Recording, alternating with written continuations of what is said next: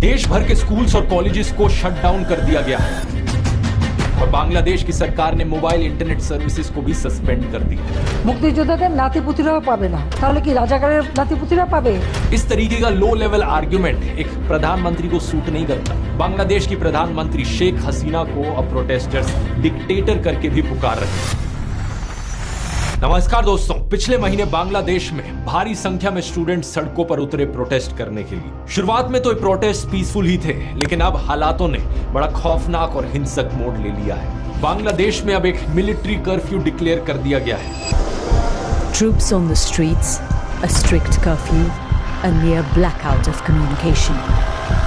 देश भर के स्कूल्स और कॉलेजेस को शट डाउन कर दिया गया है और बांग्लादेश की सरकार ने मोबाइल इंटरनेट सर्विसेज को भी सस्पेंड कर दिया। इन वायलेंट क्लैशेस में अब कम से कम 150 लोग मारे जा चुके हैं और हजारों जख्मी हैं। बांग्लादेश की प्रधानमंत्री शेख हसीना को अब प्रोटेस्टर्स डिक्टेटर करके भी पुकार रहे हैं। आखिर क्या कारण है इस सब के पीछे? आइए समझते हैं इस पूरी सिचुएशन को विस्तार से आज के इस वीडियो में।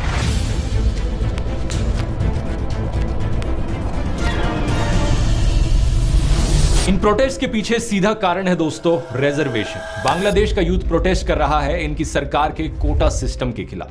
वो कोटा सिस्टम जिसके अनुसार 56% नौकरियां बांग्लादेश के पब्लिक सेक्टर में रिजर्व्ड हैं अलग अलग सेक्शंस ऑफ सोसाइटी के लिए। इसका मतलब सिर्फ 44% ऐसी नौकरियां हैं जहां पर मेरिट के बेसिस पर नौकरी मिल सकती है। ये सिस्टम इंडिया से काफी अलग है क्योंकि यहां पर मेजॉरिटी रिजर्वेशन कास्ट के बेसिस पर नहीं बल्कि फ्रीडम फाइटर के बेसिस पर हो रही है। इसे बेहतर समझने के लिए हमें थोड़ा बांग्लादेश की हिस्ट्री में जाना होगा। आजादी मिलने से पहले, जैसा कि आप जानते ही होंगे, बांग्लादेश पाकिस्तान का एक हिस्सा हुआ करता था। उस वक्त इसे ईस्ट पाकिस्तान करके बुलाया जाता था और आज के दिन के पाकिस्तान को वेस्ट पाकिस्तान कहा जाता था। उस जमाने में ईस्ट पाकिस्तान के खिलाफ सोशल डिस्क्रिमिनेशन हुई। मेजॉरिटी लोग यहाँ पर बंगाली बोलते थे और 10% से भी कम ऐसे लोग थे जो उर्दू भाषा में बात किया करते थे, लेकिन फिर भी वेस्ट पाकिस्तान ने उर्दू भाषा को इंपोज किया ईस्ट पाकिस्तान पर। इसके अलावा इकोनॉमिक डिस्क्रिमिनेशन हुई। देश के 59% एक्सपोर्ट्स ईस्ट पाकिस्तान से आते थे, लेकिन सिर्फ 25% इंडस्ट्रियल इन्वेस्टमेंट्स ईस्ट पाकिस्तान के पास जाती थी। नवंबर 1970 में जब भोला साइक्लोन आया,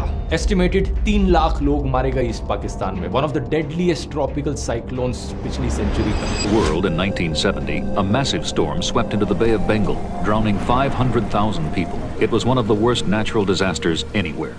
लेकिन वेस्ट पाकिस्तान ने कोई ज्यादा एफर्ट नहीं किया रिलीफ प्रोवाइड करने में यहाँ के लोगों को। और इतना ही नहीं, पॉलिटिकल डिस्क्रिमिनेशन भी हुई।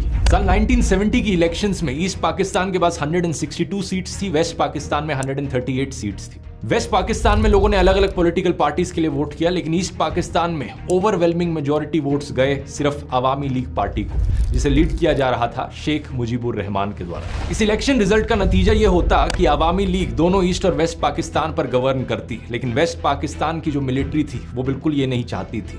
उस समय के पाकिस्तान मिलिट्री के commander in chief Yahya Khan ने इस इलेक्शन रिजल्ट को एक्सेप्ट करने से ही मना कर दिया। ईस्ट पाकिस्तान पर मार्शल लॉ इंपोज किया गया और रिस्पांस में शेख मुजीबुर रहमान ने एक सिविल डिसओबीडियंस मूवमेंट करी प्रोटेस्ट के तौर पर। इसी समय वेस्ट पाकिस्तान की मिलिट्री ने बड़े भारी स्केल पर अत्याचार किए ईस्ट पाकिस्तान के लोगों के खिलाफ। शेख मुजीबुर रहमान को अरेस्ट किया गया और लाखों लोगों को मारा गया। एक जेनोसाइड हुआ ईस्ट पाकिस्तान में। करीब 1 करोड़ लोगों को रेफ्यूज लेनी पड़ी इंडिया में। अप्रोक्सीमेटली 50% पॉपुलेशन ईस्ट पाकिस्तान की इंटरनली डिस्प्लेस हो गई इसकी वजह से। इसी के बाद ही था कि 1971 की बांग्लादेश लिबरेशन वॉर हमें देखने को मिली। ये वही वॉर थी जहां पर इंडिया ने मदद करी और बांग्लादेश को आजादी दिलाई under the prime ministership of Indira Gandhi. Mujibur Rahman, the leader of East Pakistan, declared the region an independent republic, which he said will be called Bangladesh, the land of the Bengalis. East Pakistan में जिन लोगों ने आजादी की ये लड़ाई लड़ी, जिसकी वजह से बांग्लादेश एक आजाद देश बना, ये फ्रीडम फाइटर्स हुए। यही फ्रीडम फाइटर्स आज की सिचुएशन में रेलेवेंट हैं इस कोटा सिस्टम की वजह से, क्योंकि दोस्तों बांग्लादेश के इस कोटा सिस्टम में 30% जॉब्स को रिजर्व किया गया है फ्रीडम फाइटर्स के डिसेंडेंट्स के लिए।